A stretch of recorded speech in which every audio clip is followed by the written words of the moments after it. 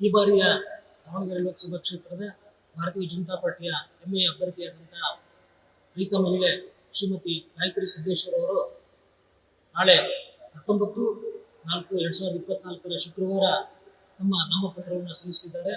ಈ ನಾಮಪತ್ರ ಸಲ್ಲಿಕೆಯ ದಿನ ರೈತ ನಾಯಕರು, ಭಾರತೀಯ ಜನತಾ ಪಾರ್ಟಿಯ ಹಿರಿಯರು ಹಾಗೂ ಮಾಜಿ ಮುಖ್ಯಮಂತ್ರಿಗಳಾದಂತಹ BS ಯಡಿಯೂರಪ್ಪ ಅವರು, ಮುರುಗೇಶ್ ನಿರಾಣಿ ಅವರು, ಶ್ರುತಿಯವರು, ಜನಾರ್ದನ್ ರೆಡ್ಡಿ ಅವರು, ಶ್ರೀರಾಮುಲು ಹೀಗೆ ಅನೇಕ ನಾಯಕರು ಈ ಮೆರವಣಿಗೆಯಲ್ಲಿ ಪಾಲ್ಗೊಳ್ಳಲಿದ್ದಾರೆ.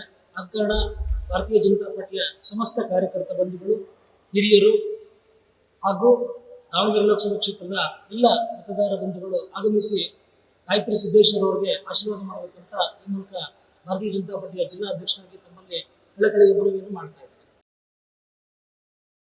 और दावणगेरे में श्रीमती गायत्री सिद्धेश्वर को भारी मतों से विजयी बनाना है।